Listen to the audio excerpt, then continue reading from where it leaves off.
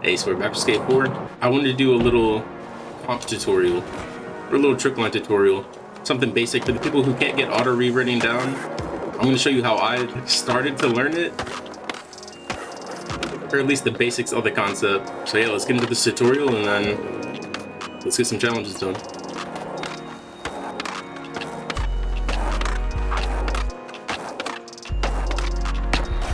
You know, this isn't maximize 100,000 points in 1 minute on your next throwdown. No, this is like, you know, you tried auto reverting, you can't get it down, but you still want to add some style to your skating, right?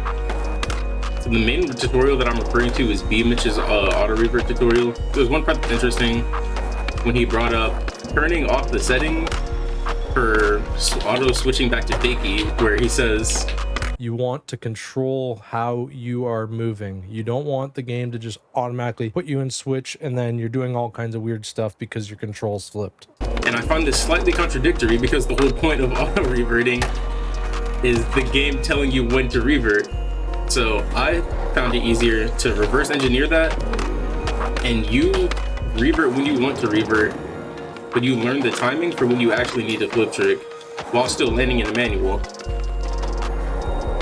So y'all can see, I'm not gonna get it. I'm still learning myself, but I was able to do this before I could fully do auto reverting. When learning auto reverting, the main thing was you would have to keep your stick tilted while doing the manual, like to the side while also doing a manual. I found that to be the hardest part. Obviously, this completely removes that you're just doing the revert. You're not including a side input. Auto reverting came way easier once I figured out the timing, to the point that I don't even do it. I became way more comfortable doing this.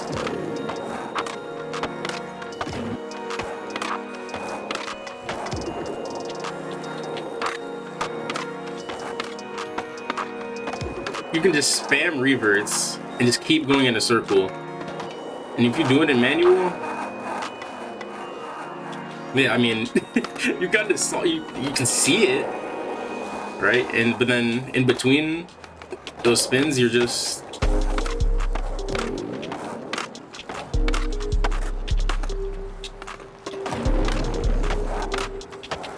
revert, flip, revert, flip, revert, flip, revert, flip. Like, I can't really say the timing. That's why the hand cam's great. You can see exactly when I'm pressing it, the exact timing that I'm using.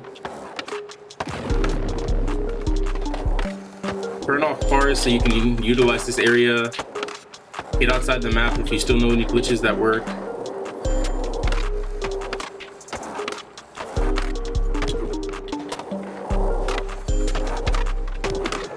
Like I said, this will make auto reverting easier. So if that's still your preferred method, I mean, there's nothing wrong with it. It works. I just think it's harder to get down. You need to land that manual right every single time to get the perfect rotation. And then I also find it easier to go, well, since I skate goofy, I find it easier to look at inward for manuals as well. Right, this all dates back to Skate 3 when I grinded learning Nollie 360 inward heel flip and Nollie 360 flips. So those are the two most comfortable tricks for me by far. And you can keep spamming those two inputs and just keep chaining them together. I normally try to go for like the same 4-trick sequence.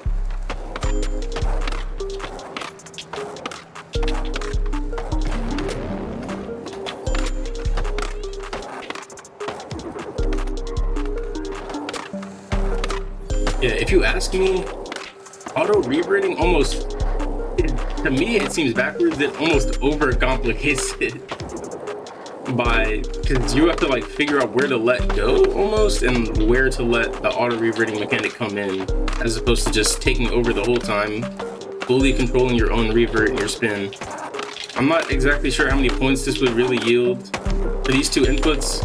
Obviously you can do these inputs on the opposite side. I'm just so used to doing it, like going inward when you're riding goofy.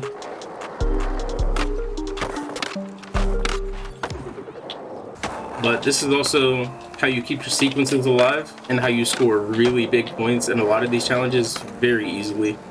Let's go ahead and get some of these challenges done. I gotta get some cash. I mean, and you're gonna want to incorporate this stuff into everything you do. I mean, once you get it down, it's so much fun. And then you start getting into more trick lining and not just comp itself. I mean, comp is a component of trick lining. To trick line, you need to know comp. To comp, you don't need to know how to trick line. Like auto-reverting, I don't hate it. Like, you know, I couldn't do it at all before, but once you learn, like, I found it easier once you learn the timing yourself. You're just able to incorporate auto-reverting that much easier. You know, still watch B Mitch's video. He's got all the settings, he's got all the other breakdowns. Still, you know, if you're in fakie, you're gonna gain speed. You'll notice, like, you're gonna start speeding up a ton.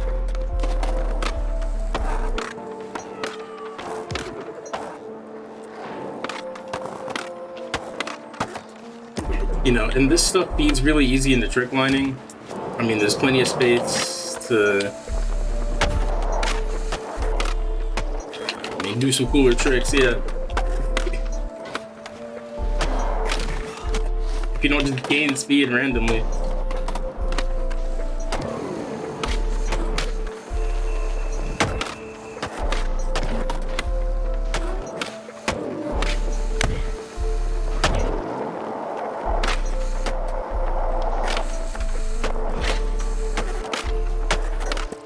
Yeah, the main thing is finding out what works for you. I watched a B Mitch's video where he fought Y3 Luke. One of my main takeaways was that B Mitch was using auto-reverting in Y3 Luke, and Y3 Luke was using a 180 comp method from Skate 3. I mean, nothing really is particularly better. It's more so, I mean, it's really what you're better at. Give it the flicking system and how versatile it is. How you're able to incorporate it into your skating.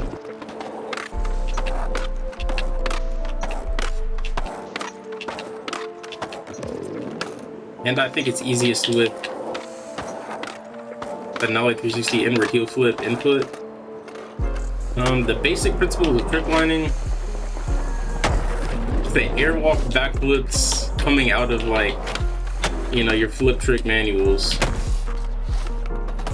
That's the easiest way I could break it down. Look, you can see I'm trying to hit claw, or not trying, but you can see I'm playing claw when I go for airwalks. Like, something about auto-reverting just doesn't feel right to me. As you can see, I'm still learning myself, but this should help you start to put some pieces together more. Like I said, like, once you learn the mechanics and where to do it, once you learn the mechanics and, like, where to do it yourself, it will make going into auto-reverting that much easier. You just have a better understanding of when the tricks are happening, when to throw them with your right stick, and everything in between. Yeah, I might need to make a video on how Season 1 is a scam. I don't know. There were only 8 events or new challenges that give you tickets so far. Yeah, there are only 8 new challenges that give tickets, and they don't even refresh. So the only way to get daily tickets are doing your tasks, and you can claim a 300 in the store. In order to unlock everything, I don't know if you're even gonna be able to. The fact that they give you the option to even buy tickets to finish the pass that you already bought, if you bought the premium, I guess. That's very shady. We'll have to see how many tickets we end up getting, how much we actually end up unlocking. Why can I buy a currency that gives me the option to buy another currency?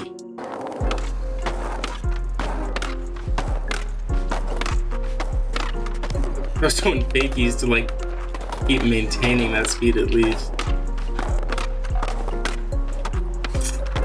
Yeah, but that is the easiest way to do it right there. Turn off cars, find yourself a nice open road.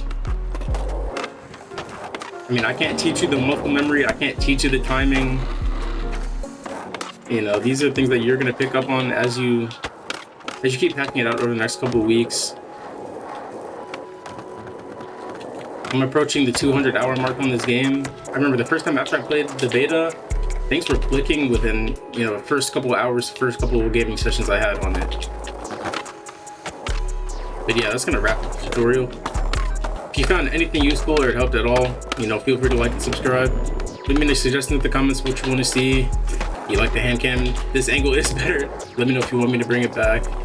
If your hands aren't warmed up and ready to do all these moves, I mean, you're gonna feel rusty. Someone's gonna feel off. You're not gonna be hitting everything as precise as you need to. But let me know what comp method you're using. Do you find this easier? Do you find the 180 easier? Do you find auto reverting easier? I mean,